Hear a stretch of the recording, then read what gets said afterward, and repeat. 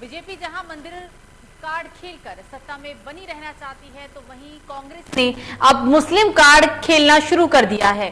कांग्रेस के 16 सूत्रीय घोषणा पत्र में मुस्लिम मतदाताओं को रुझाने के लिए कई लुभावने मंत्र हैं। ये घोषणा पत्र अब कांग्रेसी मस्जिदों के बाहर बंटवाएगी, जिसका मास्टर प्लान भी अब कांग्रेस ने तैयार कर लिया है। सवाल ये खड़ा होता है कि आखिर इन चुनाव पर कांग्रेस मुस्लिम हितैषी क्यों बन गई है। इस मुस्लिम कार्ड से कांग्रेस को क्या फायदा मिलता है, ये तो खैर आने वाला समय ही बताएगा, लेकिन इस दाव से सपा में खलबली जरूर मच गई है।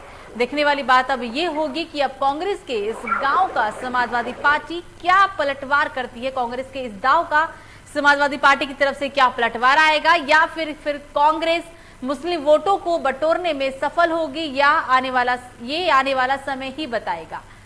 इसी मुद्दे पर चर्चा करने के लिए हमारे साथ हमारे मेहमान जुड़ गए हैं, उनसे आपका परिचय करा देंगे। लेकिन उससे पहले आपको बता दें कि यूपी में 2022 में विधानसभा चुनाव होना है। विधानसभा चुनाव को लेकर सभी पार्टी की तैयारी अपने स्तर पर देखी जा रही है, लेकिन अब जो कांग्रेस पार्टी ने दांव खेला, इससे यूपी की मैदान में, यूपी के सियासी चुनावी मैदान में सियासी घमासान मच गया है।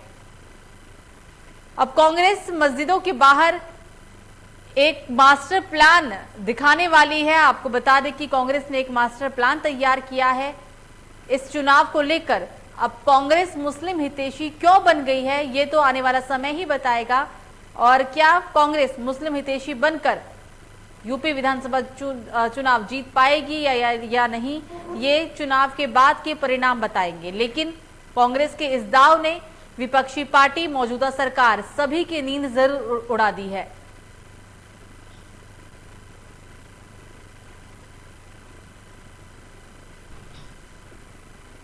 सबसे ज्यादा असर और सबसे ज्यादा जो चुनावी घमासान है वो समाजवादी पार्टी में ही देखने को मिल रहा है। समाजवादी पार्टी में ही खलबली सा मचा हुआ है। गांव का समाजवादी पार्टी इस क्या पलटवार करती है, इस दाव का समाजवादी पार्टी की तरफ से क्या पलटवार होगा, ये आने वाला समय ही तय करेगा।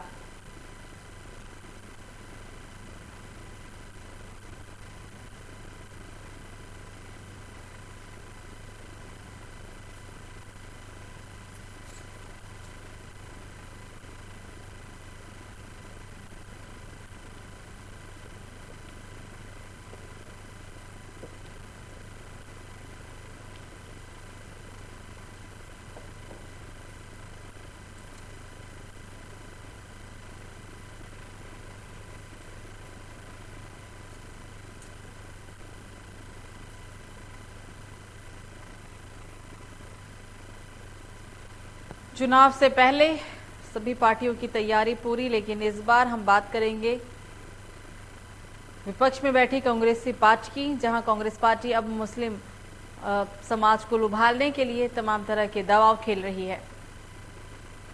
और सभी मेहमानों से आपका परिचय करा देते हैं। जयप्रकाश पाल जुड़ गए हैं, नेता बीजेपी हैं, स्वागत है सर। आदर्श दीपक मिश्रा सपा नेता हैं, आपका भी स्वागत है लोकमंच न्यूज में। और वरुण मिश्रा कांग्रेस नेता हैं। चर्चा की शुरुआत करेंगे और सबसे पहले कांग्रेस नेता के पास जाएंगे। वरुण मिश्रा जी, कांग्रेस के इस मस्जिद कार्ड से सपा में खलबली मची है, इतना तो तय है, लेकिन क्या लगता है अब मुस्लिम कार्ड के सहारे इस बार का चुनाव जीत पाएंगे, नैया पार लग पाएगी कांग्रेस की? वरुण जी, आवाज आ रही है आपको मेरी? जी वरुण जी, सवाल सुना आपने या एक बार मैं फिर से दोहराऊं? जी वरुण जी, मेरा सवाल आपसे ये रहेगा, क्योंकि अब कांग्रेस की तरफ से जिस तरीके से मुस्लिम समाज को लुभाने के लिए तमाम घोषणा पत्र में जिक्र चीजों का किया गया है, क्या लगता है कि इस बार इस घोषणा पत्र में मुस्लिम समुदाय का हितैषी बनकर यूपी विधानसभा चुनाव जीत पाएंगे?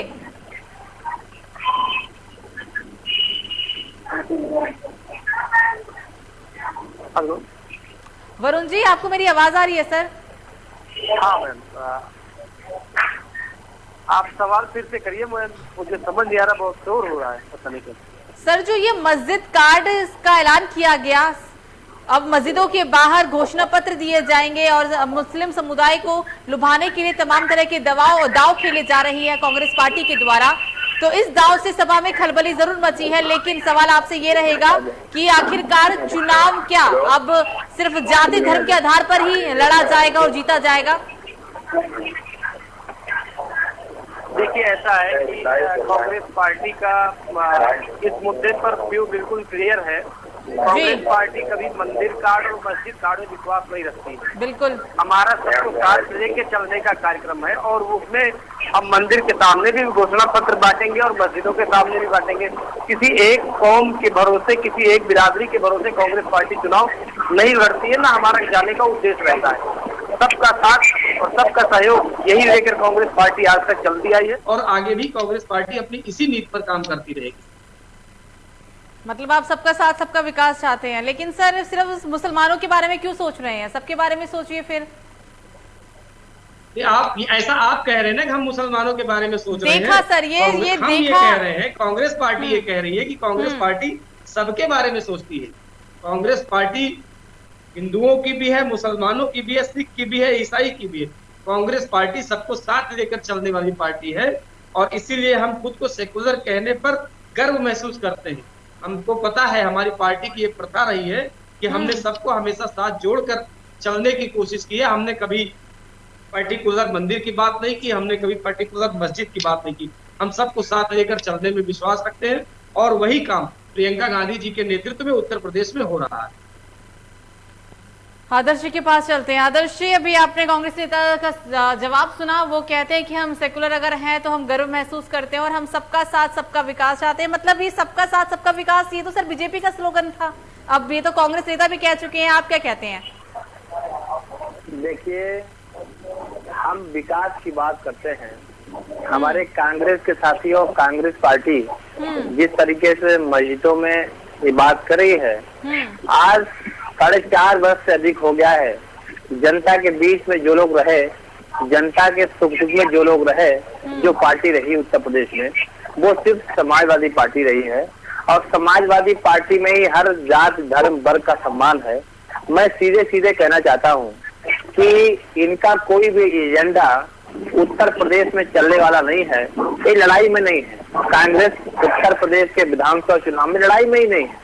हमारी सीधे सीधे लड़ाई भारतीय जनता पार्टी से है और भारतीय जनता पार्टी ने जिस तरीके से उत्तर प्रदेश के अयोध्या से ओवैसी को लाने का काम किया है, उत्तर प्रदेश की जनता समझ रही है कि ओवैसी ऐसा कीड़ा है, ऐसा व्यक्ति है जहां पर हिंदू मुस्लिम, जहां पर भाजपा को फायदा दिखाई पड़ेगा हिंदू मुस्लिम करने में, तो वो ओवैसी को लाने का काम करेंगे। जहाँ पर लगेगा कि कोई बड़ा दंगा उत्तर प्रदेश को बड़ा मैटर हो गया है, कोई ओवैसी तो कहते हैं कि हमें तो बीजेपी को हराना है और आप तो कह रहे हैं कि कुछ और ही बात। मतलब हमेशा से ऐसा क्यों लगा है कि अगर ओवैसी कोई भी काम करते हैं या फिर कोई चाल होती है तो वो कहीं देखिए कांग्रेस क्या करती है, कांग्रेस क्या करती है उसकी विचारधारा अलग है। मेरी विचारधारा है, समाजवादी पार्टी की विचारधारा है कि हम सबको लेके चलेंगे और उत्तर प्रदेश में जो हमने कार्य किए थे उससे बेहतर काम करेंगे। आप सरकार में आने के बाद हमारा एजेंडा दूसरा है। और कांग्रेस क्या करती है तो अपने व्यक्तिगत हो जाए, लेकिन उत्तर प्रदेश में कांग्रेस का कुछ नहीं है, कांग्रेस लड़ाई में भी नहीं है, तो फिर सोचने की बात ही नहीं है। मैं कोई डिस्कशन नहीं करता, लेकिन मुझे लगता है कि मैं कहता हूं कि जिस तरीके से भारतीय जनता पार्टी की सरकार उत्तर प्रदेश में चल रही है, वो सरकार गरीब विरोधी सरकार है, नौजवान विरोधी सरकार है, किसान विरोधी सरकार है। मैं तो लगातार कहता हूँ, अगर चिरागों की हिफाजत फिर इन्हें सौंपी गई, रोशनी के शहर में बस धुआं रह जाएगा, कुछ नहीं बचने वाला है। इसलिए सारी ताकतें, सारे जात धर्म वर्ग के लोग 2022 के इस महासंग्राम में पूरी ताकत के साथ समाजवादी पार्टी के साथ आ रहे हैं और उत्तर प्रदेश के लोग देख रहे हैं, भरी निगाहों से अखिलेश यादव की ओर देख रहे हैं। अखिलेश यादव में सारे धर्म जात के नेता समाहित है और अकेले उत्तर प्रदेश में काम कर सकते हैं, क्योंकि उन्होंने उत्तर प्रदेश को विकास की ओर ले जाने में अहम भूमिका निभाई। भारतीय जनता पार्टी के भी नेता कहते हैं, कई नेता प्रशंसा करते हैं कि जितना 2-5 सालों में समाजवादी पार्टी की सरकार में काम हुआ है, इतना काम किसी की सरकार में नहीं हुआ। प्रशंसा जनता करेगी तब कुछ काम बनेगा। प्रशंसा जनता ने किया, अगर करती तो शायद आप भी जानते हैं कि परिणाम क्या होता। आप सरकार में होते, देखिए ऐसा है, भारतीय जनता पार्टी कितने सालों तक सत्ता से बाहर रही, उत्तर प्रदेश की सत्ता से कितने वर्षों तक बाहर रही, इसका तो सबको पता है भाई। तो कहीं न कहीं मुझे लगता है कि अब विकास की बात की जाए, अब हिंदू मुस्लिम से काम नहीं चलेगा, अब मंदिर मस्जिद से काम नहीं चलेगा, विकास से काम चलेगा। उत्तर प्रदेश विकास मांगता है, उत्तर प्रदेश रोजगार मांगता है, उत्तर प्रदेश की सड़कें टूटी पड़ी हैं, वो विकास चाहती हैं, उत्तर प्रदेश के लोग नौकरियां चाहते हैं, उत्तर प्रदेश के लोग बिजली सस्ती चाहते हैं, उत्तर प्रदेश के लोग शिक्षा सस्ती चाहते हैं। इस पे चर्चा होनी चाहिए। मुझे लगता है कि सार्थक दिशा की ओर जाएगी। बिल्कुल आदर्श जी, लेकिन 5 साल बहुत होते हैं। आप बोल रहे हैं कि किसान के लिए नहीं सोचा, रोजगार के लिए नहीं सोचा, युवाओं के लिए नहीं सोचा। जी मैडम, पीछे से आवाज बहुत आ रही है, आवाज बहुत आ रही है पीछे से। अभी भी आ रही है जी आपकी मेरी आवाज? हाँ आवाज आ रही, क्या बता रही मैडम, बताएं। अभी आपने दीपक जी ये कहा कि इन 5 सालों में हमने बहुत कुछ किया, नेता जवाब दे रहे हैं, खुद बोलते हैं भारतीय जनता पार्टी के नेता कि अखिलेश यादव ने कितना अच्छा काम किया है, बहुत सारी चीजें थी। लेकिन नेताओं के बोलने से क्या होता है सर? जनता को बोलना चाहिए ना, नेता के जनता बोल रही है, जनता भारतीय जनता पार्टी से परेशान हो रही है और परेशान हो चुकी, जिसका प्रत्यक्ष प्रमाण आपने देखा होगा कि भारतीय जनता पार्टी के सांसद जनता के बीच में गए और प्रतापगढ़ में क्या हुआ, जनता ने क्या किया, उनका जनता ने क्या हासिल किया बताइए। अगर आप विकास आपने किया है, उत्तर प्रदेश में चारों तरफ विकास का पहिया घुमा है, तो जनता आपको क्यों भगा रही है भाई? अभी तो चुनाव भी नहीं आया, तब चुनाव की शुरुआत होगी, हमें लगता है कि आप वोट मांगने योग्य भी नहीं रह जाएंगे। इनके नेता, इनके विधायक और काफी संख्या में इनके विधायक हमारे पार्टी में आने के लिए तैयार बैठे हैं, और क्योंकि जानते हैं कि उनकी भारतीय जनता पार्टी की 4.5 वर्षों की सरकार में इस सरकार ने कुछ नहीं किया, सिर्फ इतना किया, आपस में लोगों को बहकाने का काम किया, आपस में लोगों को लड़ाने का काम दोस्तों किया था। ये जनता समझ रही है। और विकास उत्तर प्रदेश की जनता हिंदू मुस्लिम नहीं चाहती। उत्तर प्रदेश की जनता कांग्रेस का जो एजेंडा है कि मस्जिद के सामने हम घोषणा पत्र बांटेंगे, वो नहीं चाहती। उत्तर प्रदेश की जनता चाहती है कि हमारा विकास धरातल पे विकास हो। उत्तर प्रदेश की जनता चाहती है कि हमारी सड़कें कैसे से गड्ढा मुक्त हो। उत्तर प्रदेश की जनता चाहती है 5 साल तक जो हमारे नौजवान लोग नौकरी मिल सकती थी, नौकरी देने में असक्षम है। जनता चाहती है, विकास चाहती है, बीच में जनता हटाती नहीं उनको। आप सुनिए जो भाजपा के नेता जी, सुनिए मेरे भाई, भाजपा के नेता नहीं, आप कितने संघर्षों के बाद सत्ता में आए और बताइए कितने सालों तक रहे बाहर? भारतीय जनता पार्टी जैसी पार्टी का उत्तर प्रदेश में वापसी हुई। अगर अखिलेश यादव ने काम किया होता तो इनको ये दिन नहीं देखना पड़ता। मैं 200 काम गिना दूंगा अखिलेश यादव के उत्तर प्रदेश में जो उन्होंने काम किए थे। आज गिनाइए, सुनिए मैं बताता हूँ आपको। आपको पता है कि शिक्षा कितनी महंगी हो गई? आपको पता है कि बेरोजगारों की संख्या उत्तर प्रदेश में कितनी? आपको सुन लीजिए, हाँ बताइए। मैंने बहुत देर से सुना, आपको 2 मिनट रुक जाइए। हाँ बताइए। आपने इतनी देर से हमारी बात करी और कहा कि कांग्रेस लड़ाई में नहीं है। अगर कांग्रेस लड़ाई में नहीं होती तो आप 5 मिनट सिर्फ कांग्रेस की बात नहीं करते। पहली चीज। दूसरी चीज, जहां तक अपनी पार्टी के नेताओं के सम्मान की बात है, मुसलमानों के सम्मान की बात है, तो आपके मुखिया अखिलेश यादव ने आजम खान जी के साथ क्या किया, ये पूरे देश में, पूरे उत्तर प्रदेश में देखा है। आप बताओगे? आपको तो हमारे नेता राष्ट्रीय अध्यक्ष जी ने उत्तर प्रदेश में ज्यादा सीटें देने का काम किया था। आप तो एक सीटें नहीं निकाल पाए भाई। आपने क्या किया? आप जितनी सीटें पहले जीती उससे भी कम। एक बार भी चौहारी बस्ती पर बयान नहीं दिया। अखिलेश यादव जब आजम खान वेंटिलेटर पर पहुंच गए और तमाम आजम खान हमारे नेता, आजम खान हमारे पार्टी के नेता है, आपको बताने की आवश्यकता नहीं है। गलत कह रहे, समाजवादी पार्टी के नेता नहीं थे। समाजवादी पार्टी के नेता होते तो अखिलेश यादव बोलते उनके पर 110 से ज्यादा मुकदमे लड़ाते जा रहे थे। आप मत बोलिए, आप नहीं बोल सकते उत्तर प्रदेश की जनता को। अरे क्या बात करते हैं? आजम खान जी हमारे पार्टी के वरिष्ठ नेता हैं, उनका ध्यान हमारे पार्टी के नेता राष्ट्रीय अध्यक्ष जी माननीय नेताजी समय समय पर कहते हैं, नेताजी समय समय पर कहते हैं कभी हो ही नहीं सकता। बीजेपी नेता भी है हमारे साथ। दीपक जी बीजेपी नेता भी है। वरुण जी दीपक जी बीजेपी नेता भी है हमारे साथ, उनके पास इधर चलते हैं। सर आपने कई सारे सवाल भी सुने, कई सारे आरोप भी सुने। बीजेपी किसान विरोधी है, बीजेपी युवा विरोधी है, बीजेपी रोजगार विरोधी है, कई सारे विरोध की चीजें सामने आई। क्या कहना चाहिए आप दोनों ही माननीय से निवेदन है सर। एक और सर मौजूदा सरकार के नेता भी है, उनसे जवाब पूछ लेते हैं ना। आप चर्चा मत करिए भाई।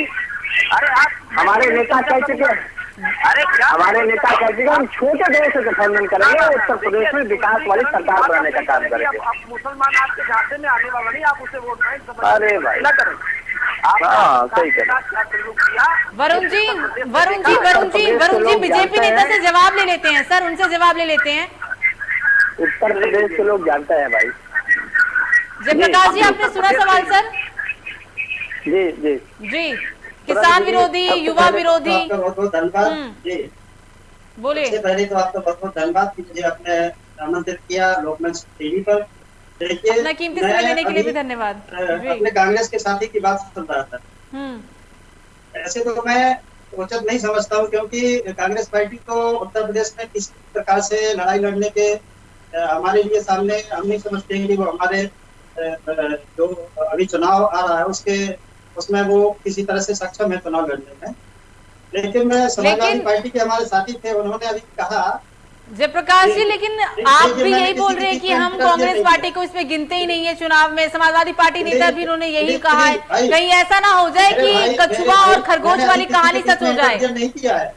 देखिए मैं फिर किसी को बात नहीं करने दूंगा। मुझे भी मैं ये चाहता हूँ कि शांतिपूर्वक डिबेट हो।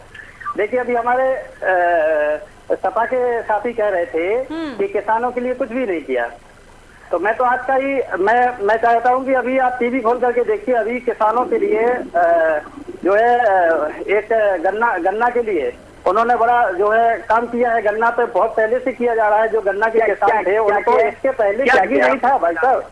क्या बताइए, उनको 52,000 करोड़ का जो है आपका बकाया था। गन्ना किसानों का भुगतान नहीं कर पाए आप, गन्ना किसानों का भुगतान नहीं कर पाए आप। जब 3 महीना किसानों के लिए आपकी सरकार ने काम नहीं किया था। जनता किसानों को गुमराह करने का काम मत करिए आप लोग। एक साल से ज्यादा किसान नहीं भाई, गुमराह करने का काम आप लोगों ने किया है। आप लोगों ने किसानों को आपकी सरकार क्या कर रही है, आपकी पार्टी क्या कर रही है? देखिए हमारा जो सड़कों के बीच में देखा जाता हो, हरी बड़ी फसलों के बीच में देखा जाता हो, आज वो सड़कों पे जवाब दीजिए आप। क्यों नहीं किसानों के लिए आप कर रहे हैं? आज 3 महीने के अभी तरह से प्रगति कर रहा है। 40 रुपए 30 रुपए किसानों को पैसा नहीं दे पाते में भाई। किसानों को फायदा हो रहा है। आप गन्ना किसानों को पैसा नहीं दे पा रहे हैं। भारतीय जनता पार्टी गलत बोल रहे हैं आप। झूठ भारतीय जनता पार्टी भाई नहीं, आपने गलत तथ्य रखते हैं। 450 क्यों नहीं बढ़ाया हूँ? 450 क्यों नहीं बढ़ाया आपने बताइए? अभी हमारे 2 महीना समाजवादी पार्टी के साथ लड़ाने का काम प्रदेश में हमारे समाजवादी साथी कह रहे थे कि बहुत ज्यादा दंगे। कहाँ दंगे हुए हैं? एक भी दंगा बताइए आप बताइए ना। प्रदेश में एक भी दंगा कहाँ पे हुआ है? हाँ, दंगा पहले होते थे आपके शासन में, बहुत सारे दंगे। पूरा समय आपके दंगों में ही तो निकल जाता था भाई। और आप तुष्टीकरण की राजनीति अब भूल जाइए, अब नहीं चलने वाली है भाई। अब देखिए मैंने कहा जनता जागरूक मेरे लिए तो मेरे साथी मैंने आपको 4.5 साल तक गन्ना किसानों का पैसा क्यों नहीं बढ़ाया? 4.5 साल गन्ना किसानों का पैसा क्यों नहीं बढ़ाया? 25 रुपया 30 रुपया 40 रुपया बढ़ा दिया। रंगों से फायदा कितना होता है? भारतीय जनता पार्टी ओवैसी नाम का जो चीना उत्तर प्रदेश में लाने का काम किए, उत्तर प्रदेश के लोग समझ रहे हैं। भारतीय जनता पार्टी की बीटिंग ओवैसी, इससे मुस्लिम भाई सावधान है, समझ रहे हैं। अब वो मुस्लिम भाई एकजुट होकर सारे जाति धर्म वर्ग के लोग एकजुट होकर समाजवादी सरकार को बुलाने का काम कर रहे हैं। एक मेरे भाई सरकार आने वाली है। मुस्लिम भाई भी हमारे साथ है, हमारे साथ सभी वर्गों के लोग जुड़े हुए हैं। मैं तो कहता हूँ मुस्लिम भाई भी साथ देने वाले नहीं है, क्योंकि उन्होंने मैं तो कहता हूँ कि आप लोगों को कह दें चाहे कांग्रेस पार्टी हो, हमारे भाई हैं, जब हमारे साथी हैं, कांग्रेस पार्टी सत्ता में रही है, जब कांग्रेस पार्टी सत्ता में रही है, केवल उन्होंने मुस्लिमों को ठगने का काम किया है। लेकिन हमारे शासन में, योगी जी के राज में, जब से भी 2017 से, आपको बता देता हूँ, 2017 से मुस्लिम जो है, ये उनके मन में ये विश्वास है कि योगी के राज में हम सुरक्षित है और हम जो है भारतीय जनता पार्टी का कोई नेता कह तो रहा है, आज मुस्लिम की बात कर रहा है। आज तक आप तो मुस्लिम से भाग रहे थे भाई। आप बताओ, आप तो मुख्यमंत्री, मैं तो कहता हूँ आप अपने मुख्यमंत्री से कहिए, मंच से कहें कि मैं उत्तर प्रदेश के मुस्लिम भाइयों को जोड़ना चाहता हूँ, उत्तर प्रदेश के मुस्लिम भाइयों को साथ लेना चाहता हूँ। तो कैसे वो कहीं नहीं सकते हैं। वो अगर क्या कहेंगे आपको पता है, वो यही कहेंगे कि हम हिंदू भाइयों के लिए हिंदुत्व की बात करेंगे। आरएसएस वाले लोग कहेंगे कि हिंदुत्व की बात करेंगे, लेकिन भारतीय जनता पार्टी के लोग अगर कोई मुख्यमंत्री है तो वो उसकी व्यक्तिगत सोच भी है।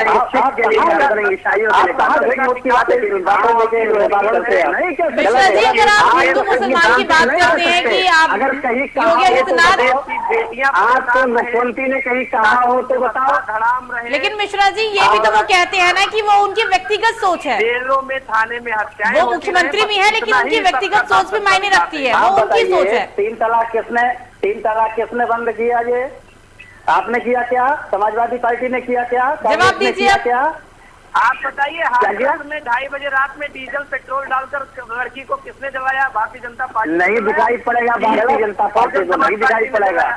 आप बताइए, आपकी जेलों में, थानों में हत्याएं हो रही हैं, ये किसकी सरकार में हो रहा है? भारतीय जनता पार्टी सरकार में हो रहा है। आपके विधायक आपकी क्या कर रहे हैं भाई? गिरावट आई है भाई। उन्नाव में कुलदीप सिंह सेगल ने क्या किया? आपसे पता बताइए कि गिरावट आई है।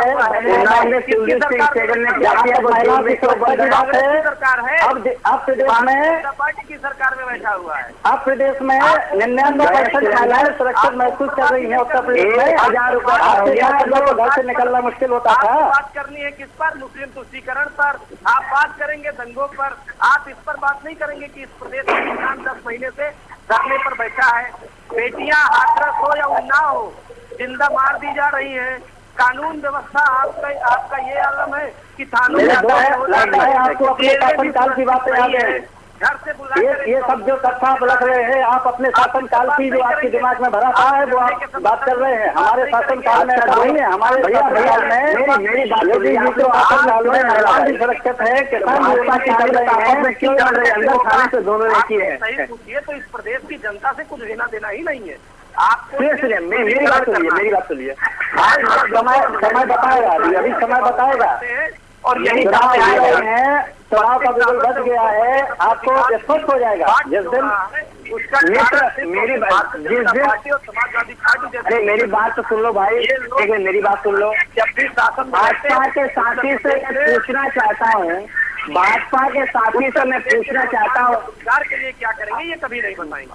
अरे कांग्रेस के साथी मेरी बात सुनिए भाई, मैं भाजपा के साथी से स्पष्ट रूप से पूछना चाहता हूँ कि इस समय गैस सिलेंडर की कीमत कितनी है और 4 साल पहले कितनी थी। मैं भाजपा के साथी से पूछना चाहता हूं कि आज पेट्रोल डीजल के दाम कितने हैं, आज के 5 साल पहले कितने थे, आप बताइए। मैं भारतीय जनता पार्टी के साथी से पूछना चाहता हूं कि जो शिक्षा इतनी महंगी हो गई है, बोलता हूँ ना, शिक्षा की दर इतनी बढ़ गई है। आप बताइए उत्तर प्रदेश का नौजवान बेरोजगार क्यों है? अरे भाई 4.5 साल से दीपक जी जवाब भी सुन लीजिए।